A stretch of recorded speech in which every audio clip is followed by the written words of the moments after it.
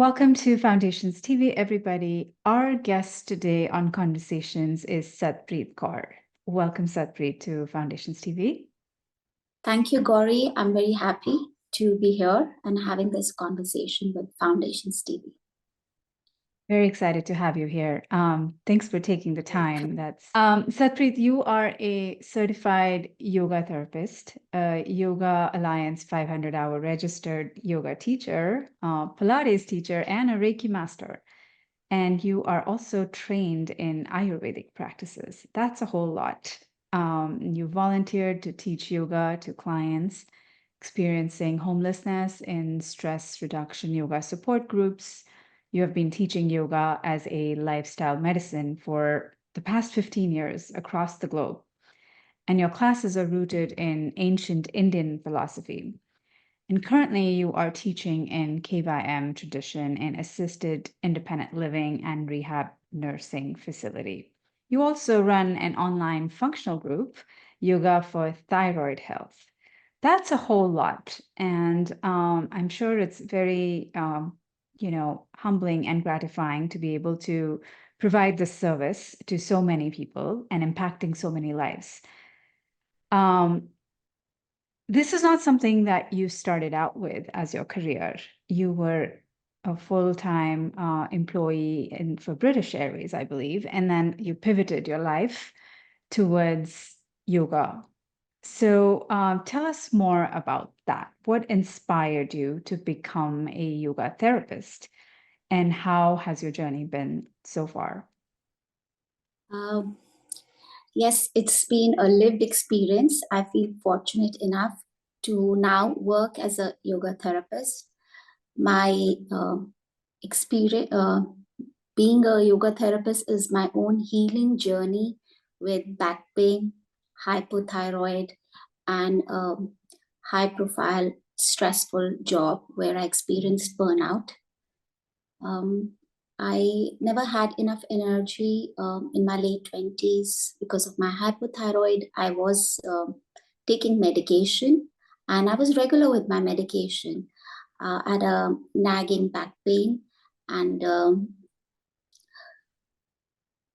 my hypothyroid left me with extreme fatigue and lethargy where I was not available to participate in my own life or be available for my kids. And that's when I started, when you are in looking around for other healing modalities and found yoga and yoga therapy. Incredible. That's incredible. I'm sure so many people can relate to the pain and the inconveniences of having to deal with just making changes to your life just because you have a health concern that you're dealing with. And when I discovered yoga, it's like everything else remained as it is.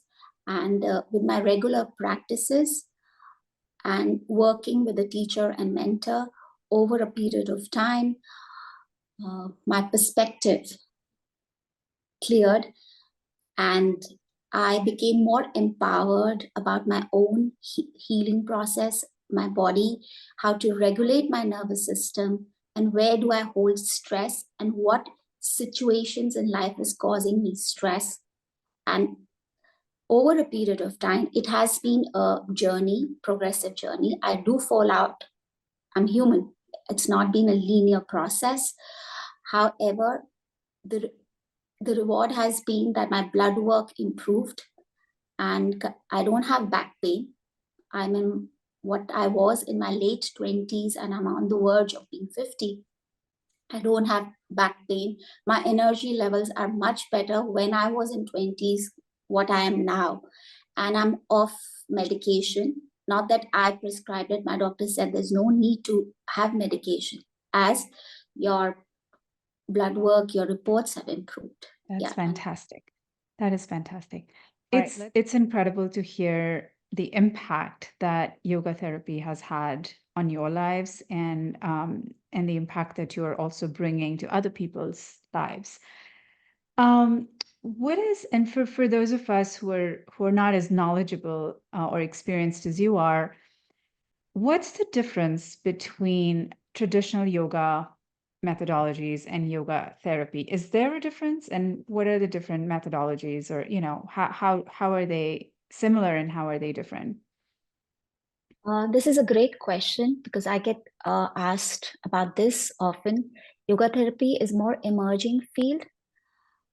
Yoga of all kinds is centered around healing and it's therapeutic. However, when you come to a yoga class, a group yoga class, people of all mixed abilities are going through the same routine.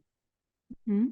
In a yoga therapy, when you work with a yoga therapist, it can be one-to-one or a very small functional group where a yoga therapist will assess you on 5 layers of human system. We say in Sanskrit, Panchmaya Kosha, your physical, mental, emotional, and intellect layer. And based what it shows up and based on your needs, you're going to, in conversation in a therapeutic setting with your yoga therapist, the yoga therapist will design a practice specific to your needs. And when from the gross level to the subtle level, the yoga therapist can engage one or many tools or combination of tools, which could be asana, that's the postures in the movement, pranayama, the breath practices, mudras, chants, your visualization, and some dinacharya, which we say it's daily routines, which are in sync with your circadian rhythms that will help you nourish and cleanse. And when all the arrows, they point to the same directions, from gross to the subtle levels of human existence, the changes are profound and very deep. That's interesting. You say that. And you also touched upon something outside of the studio, that, lifestyle modifications, or are there any things that you work with or make recommendations when you're working with your clients one-on-one or in small group settings? Do they go in sync with what you're, working with them within the studio? Yes, we as yoga therapists, it's out of our scope to give nutrition advice because we are not nutritionists. However, there are certain Ayurvedic routines that we say dinacharya, which are in sync with the circadian rhythms, like when to get up, what can they drink, having more hydration. These are the things based on what shows up for my client. And in conversation with them, how much time they available to them to do those practices, I might include them. So it's a Like customized. oiling. Yes, it's totally customized. Sorry. Right, because there's a lot of, awareness generating nowadays around the general lifestyle of, what time to wake up and what time to sleep and what to eat and, how to stay hydrated. But what you're saying is more specific and customized to the exact need of the person you're working with, and what is best for their particular need and body. Yes, it's what is best for them.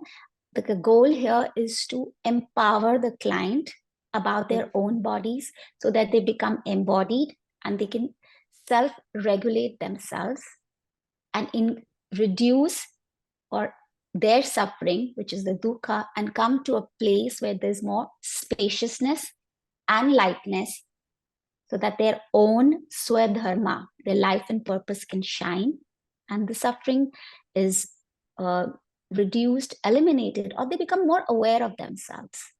That That's how beautiful. can I energize myself and not go to other self-regulatory things like craving for sugar or caffeine. So that's the whole goal is we help you, guide you on your path to discover about yourself. That's amazing. Now, you touched upon a little bit of the Sanskrit, and you're also your, yoga therapy philosophies are rooted in the Indian philosophy. Is there like a synergy or some level of integration that comes in with spirituality as well during your sessions, and particularly for clients from diverse cultural or religious backgrounds? Yes. Yoga therapy is rooted in the philosophy of Yoga Sutras. There are 195 Yoga Sutras which have been written by sage Patanjali. These are 5,000-year-old ancient wisdoms. And they, again, the goal is to remove suffering and come to a place which we say salutogenous, where you have the capacity to deal with the demands that life is placing on you.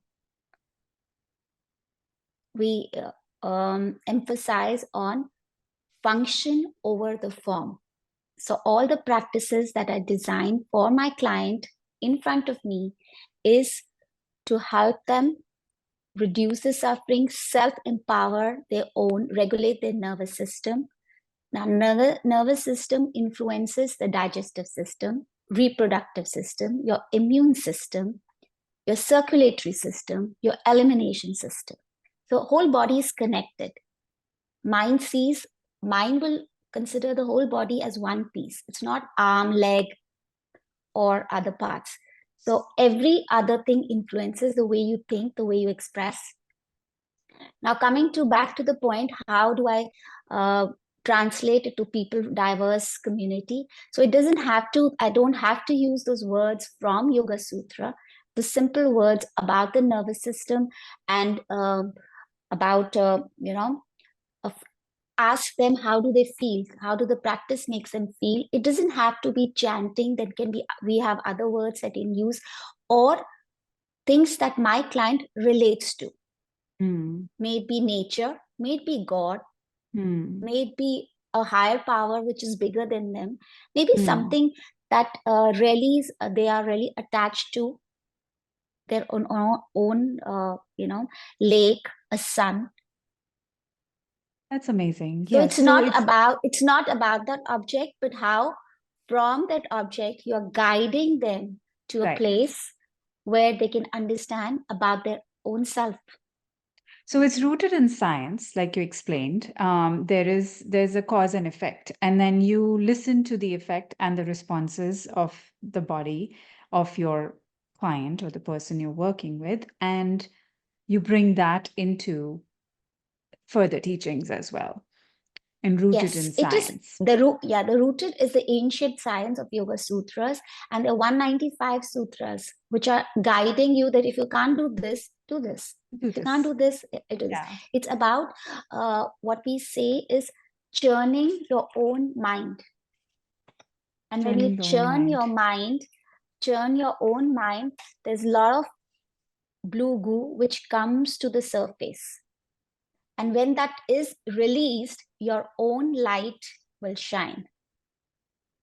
That's beautiful because we're not using the full potential of our mind in our day-to-day lives. And this kind of explores and, pushes us to that deeper level. Or maybe sometimes, most of the times it could be the main, it could be the trauma that we have faced as a childhood while growing up, a day-to-day work. So our Right. body is always trying to store it. With that, our body's main aim is to keep us safe. It has served us in the past, but just to understand that how it's showing up unknowingly in my lifestyle choices, in the foods I want to eat, is the friends I want to make, the job I want to do, or the people around me. It's whether it's bringing me closer to my heart or it's throwing me off balance. Yeah. Yeah. So it's building And that to have that awareness. clarity, yes, awareness Yeah. and that clarity, because when that perception is cloudy, we make all the choices in our life Right. which throws us off balance. Right. For sure. For sure. Um, that's really good. So how like maybe your example, obviously of how you made changes to your own lifestyle and how it impacted your life is very inspiring, and how you pivoted completely. Um, in all the 15 years that you have been working with various clients, have you, I'm sure you've heard lots of stories, but was there like a story that stayed with you, or an impact that you saw happening in somebody else's life because of the lessons they got from you, or, you know, being associated with you. And that kind of really stayed with you, that it's, you know, yet another example that you can share. All the work that we do with client is confidential, so I Oh, can't okay. pinpoint someone. However, I've seen a lot of success with chronic pain. Okay. Yeah, the Western science is coming up to this new research, which earlier it was always understood that the information flows top down from the brain to the body, but now the major part of the information flows from body to the mind. How is body talking to the mind? And with my the groups that I run for hypothyroid, in spite of being on medication, they are still facing a cloudy mind, lack of energy to do or available for their love, to be available for their loved ones or be engaged in their life. I have seen a lot of success there. With the practices, they become aware of their own self, and as and when this embodiment increases, you combine these tools, they do these practices, the real yoga happens off the mat. Tell That's me when more your about life, that. Yeah. yeah, Off you the mat. learn on the mat. Yeah, you learn on the mat. However, you practice it on 23 hours that you are not there on the mat, but you will not remember it. That's why we say it's a journey. You fall back, you come back, you come, and it's been same. I'm human. It's not that I've been 100% perfect. There were times when I abandoned it, then I came back to it, and then started understanding myself, how as simple as being in traffic where I'm getting late, but I'm getting late for a chore which is not impacting anyone, and 5-10 minutes late will not change my life drastically, that I hold stress in my chest. And when that stress that I'm holding, stress is what? You're just crunching the cells inside. You're causing dis-ease in the body. That dis-ease in the body over a long term can express as disease. So I'm becoming aware of myself. So what happens? I do just my little breathing practice, and my body eases out of that stress and the tension.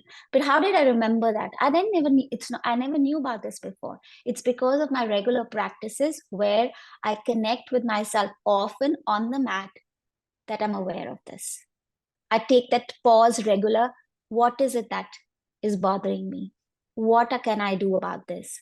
Is it really threatening, or my mind is perceiving it as a threat? That's interesting. Now, you also said that, you know, now first it was mind kind of dictating the body, and now body is also contributing towards the mind. So there's always new research happening. How do you stay up to date with everything that is happening around the world? New learnings, new research, new technologies, or you know, any benefits that you can bring to your clients? How do you stay up to date with that? IAYT, International Association of Yoga Therapists. It has a website. They have what they call sitar, where the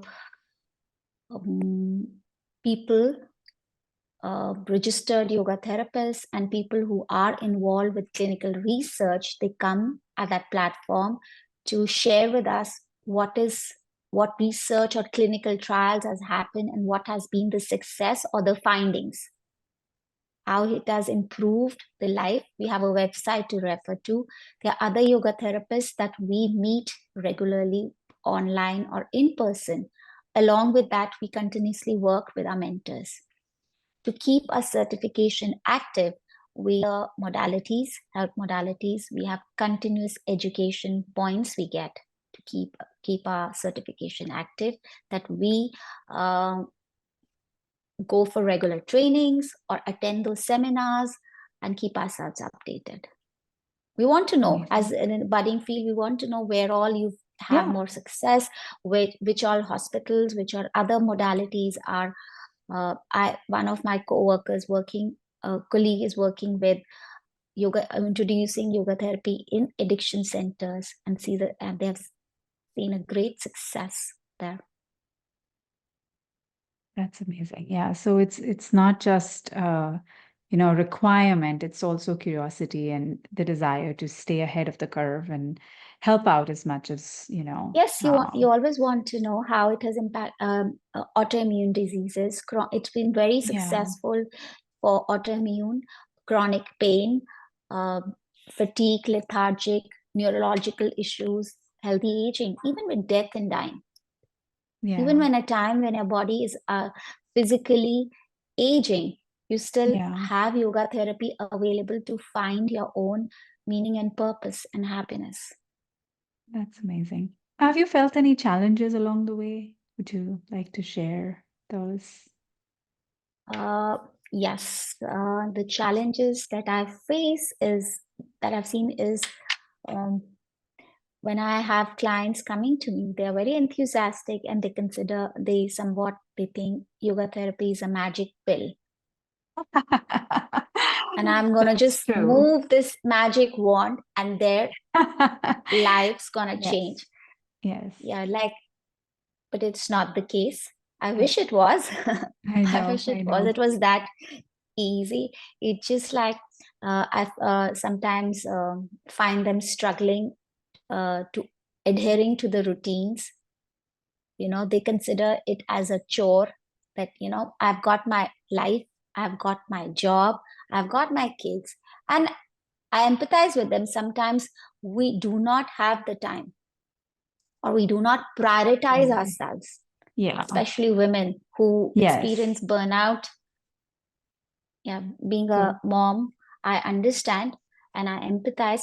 However, again, with philosophy, I shared the change of the perspective that when they prioritize themselves, they will have the energy, they will have more spaciousness and light to engage in the things which mean real happiness to them, and those things will be sustainable.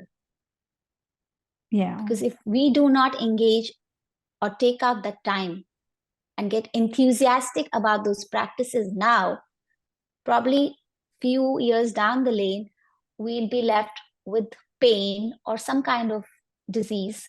That will be really thrown out of the gear in life. True. True. Yeah, I think I totally resonate with that, and a lot of women I think will, Yeah, we have to. That's because what Yoga Sutra says. Any new routine, habitual patterns that change the neural pathways, you have to initially. It's because it is not my habitual pattern. It is not gonna come naturally to me. With these routines, I have to make myself enthusiastic. yes, yes, Just like of course. how do we encourage our kids when they go for, I say, the soccer class or school for the first time? Oh, Yeah, it's going to be fun. You're going to make friends. It's going to be. So unless we have that enthusiasm, yeah, it'll be difficult for us to stick to it. And yeah, it'll be yeah, more like that's a true. difficult chore that you want to put as a back burner. Right, right, right, right. And it's a long term. It's not like a pill, like you said, that you take one and all your pain will go away. It's not like that. It's a work in progress all along and always. It's a And journey. yeah, it's a journey. It's a True. journey. Yeah, Yeah, it's a lifestyle that you adopt. It's a lifestyle that you yeah, adopt. And if you would like to change your pain or work around your trauma, it takes time. yeah, yeah.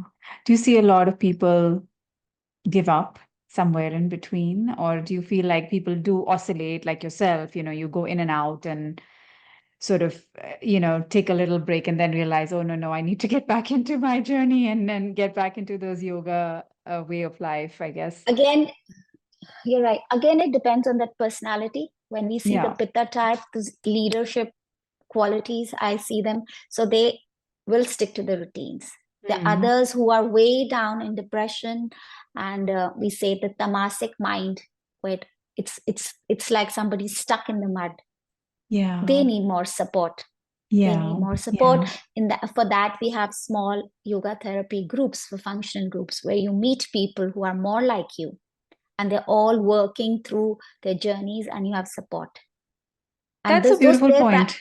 Yeah. their practices are different from other Right. person. It's like what shows up in the assessment, we'll design the practices that way. It may not look like a 35-minute class. It may be Yeah. 5 minutes, 3 times a day. Yeah. No, that's a beautiful point because it's not, it doesn't matter where you are. If you take that first step, you will have the support and there will be resources available to you. It's not 100% on you that, you're giving up or, everybody faces challenges. And if you feel like you want to give up, there's always, that energy to bring back into your personal space and help you move forward and take one step at a time. If you're really deep Just down, there's way to level up a little bit. And if you're up starting at a point where you know that you want to do it with all the enthusiasm that you have, that's great too. So but there's options for both. yeah, in negotiation with my client, I'm going to design a practice. It could be as little as 2 minutes. It could be Mm. as little as 5 minutes. Those small, uh, you know, uh, yoga nuggets or yoga Yeah. breaks, we say. Yeah. Just like Yeah. just those baby steps. Yeah. And That's I do important. empathize. It's not easy. It is sometimes very difficult for the clients. Yeah. However, I go with that positive mindset that they've approached me. So somewhere deep down, they have that, they come with little spark, the shraddha, we say. Now Mm. I just need to give it more air so that it becomes a big fire. Indeed. It's been an amazing discussion. I do have one final question around, today's world. This question is out there with every new thing that comes out or every old thing that exists.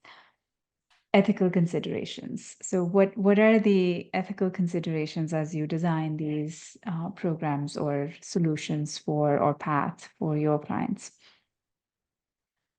International Association of Yoga Therapists makes it very easy for us. We have, when we go through go through a school which is certified by IAYT, a big chunk of our training, which is like more than 1,000, it takes 2 to 3 years and more than 1,000 hours of training, where we are to, told, and in fact, we discuss about the scope of yoga therapy, how we can complement other healing modalities. We are not diagnosing any disease or prescribing any medicine. So it's a complementary field. Yeah, we do study in depth about anatomy, physiology, and the changes that happen in human system when certain pathology happens, just to complement it. Or if my client has a diagnosis, we definitely consider it, that what the contradictions or what has been allowed. We always ensure that the doctor has allowed my client to practice yoga therapy. And if there has any contradictions, we always keep that in mind. The practices are completely based on Yoga Sutras and to help you regulate your nervous system. Beautiful. That's the main goal. But to reach there, we might be using some asanas, breath patterns. And the Western medicine has begun to understand breathing breathing practices, as small as a breathing practices, sitting in one place, has a profound impact on the brain, and how it helps an individual to tap into their own innate healing capabilities. Wonderful. Any advice for people who are considering yoga therapy? I'll say go for it. I love it. Just go for it. Give it a try, right? Give it a try. Say, I'm ready. Find a yoga therapist nearby you, Love it.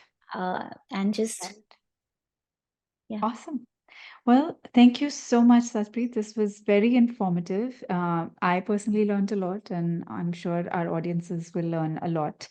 And if they're sitting on the edge, kind of not sure of what they want to do, I think this is really helpful to make that decision and bring in that little, infuse that little energy that they might need for that final yes. Let's step in and go for it, as you said. So thank you so much for sharing all your wisdom today.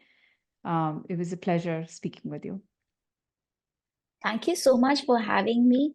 And the wisdom that I share is not mine. It has been there for 5,000 years, and it has been handed me down by my teachers and uh, souls which have come before us. I honor them, and I'm sharing it with other people around. So thank you very much. It's been a wonderful experience talking to you.